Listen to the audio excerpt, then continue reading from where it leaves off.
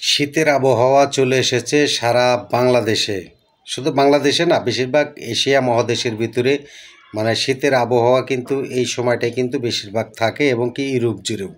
কিন্তু পাশাপাশি বাংলাদেশে এই বছরে কিন্তু শীতের আবহাওয়াটা অনেক বেশি হবে, যেটা আমার ধারণা। তবে আমি আপনাদেরকে বলি যে ইদানিং কিন্তু দেখা গেছে শীতের আবহাওয়াটা হালকা হালকা লাগার কারণে মানুষ কিন্তু দেখা গেছে শীতের কাপড় চোপড় কেনার জন্যে ছোটাছুটি করছেন। আমিও ছোটাছুটি করছি, কিন্তু দেখা গেছে কোনটা কিনবো সেটা আমি চিন্তা ভাবনা করছি, কিন্তু এখনও সেই জিনিসটি বলতে পারছি না বা দেখাইতে পারছি না।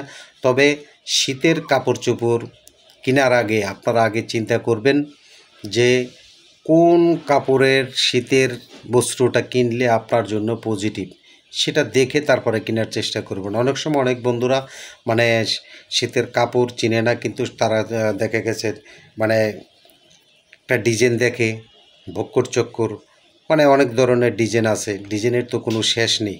এখন দেখা গেছে সেই ডিজাইনটি দেখে তার পছন্দ হয়ে গেছে, কিন্তু সেই কাপড়টা তো ভালো নয়, কিন্তু তার ডিজাইন পছন্দ হয়েছে এবং কি কালারটা পছন্দ হয়েছে।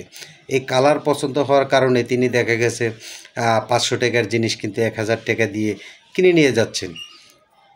এই যে 1000 টাকা আপনি যেই শীতের বস্ত্রটা কিনলেন, এই 1000 টাকা দিয়েই আপনি অরিজিনাল পিওর যে 100% কাপড়ের যে শীতের বস্ত্রটা আছে সেটা আপনি কিনতে পারবেন। কিন্তু সেটা আপনার আগে চিনতে হবে যে কোন কাপড়ের শীতের কাপড়টা ভালো, কোন কাপড়টা খারাপ, কোন কাপড়টার রং উঠে যাবে, সেটা সম্বন্ধে আপনার ধারণা নিতে হবে। যখন আপনি সেটা ধারণা নেবেন তখন কিন্তু দেখা গেছে বা আপনার জানা থাকবে, তখন আপনি একটা কাপড় ধরলে আপনি বুঝতে পারবেন যে কাপড়টা রং উঠে যাবে বা এই কাপড়টা আপনার দেখা গেছে গুছিয়ে যাবে, বিভিন্ন রকমের প্রবলেম থাকতে পারে। সেই প্রবলেম সম্বন্ধে যদি আপনি জানেন তাহলে হয়তো দেখা গেছে আপনি ভালো কিছু কিনতে পারবেন। কিন্তু যারা না জানেন, যারা বুঝেন না, তারা কিন্তু দেখা গেছে সেই জিনিস শীতের বস্ত্রটা কেনার সময় সুন্দর দেখে তারা কিন্তু সেটা কিনে নিয়ে যাচ্ছেন। এই কেনার মধ্যে দিয়ে আবার অনেক অসাধু ব্যবসায়ী আছে। সেই অসাধু ব্যবসায়ীরা হলো একটা শীতের জ্যাকেট মনে করেন বা একটা সোয়েটার মনে করেন, সেই সোয়েটারটার দাম আছে, অরিজিনাল মূল্য আছে ধরেন আপনার লাভ অংশ দিয়েও 1000 বা 1500 টাকা, ধরেন 1500 টাকা।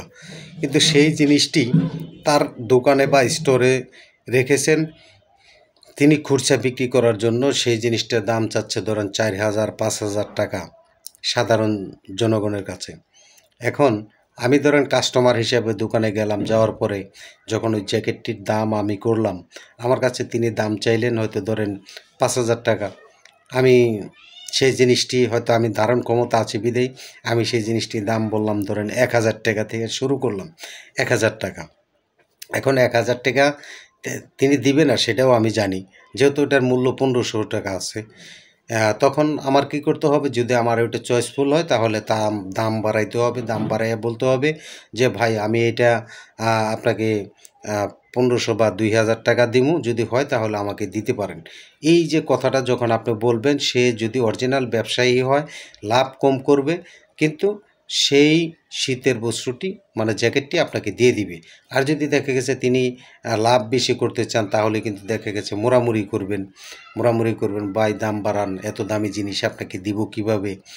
সে এভাবেই কিন্তু দেখা গেছে আপনার কাছ থেকে আস্তে আস্তে আস্তে আস্তে আস্তে দাম বাড়িয়ে নেবে। দাম বাড়িয়ে যখন আপনার ডাবল দাম লাভ হবে তখন তিনি আপনাকে বলবে যে ভাই এখন নিতে পারেন।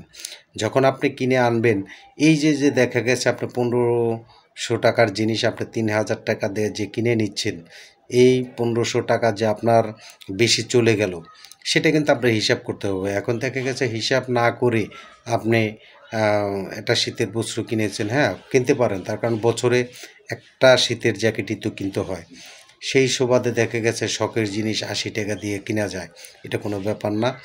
যার কারণে বলছি আপনারা শীতের বস্ত্র কেনার সময় দেখে শুনে কিনবেন, তাহলে দেখবেন আপনার টাকা সাশ্রয় হবে এবং কি ভালো থাকবে। সবাইকে ধন্যবাদ। আসসালামু আলাইকুম।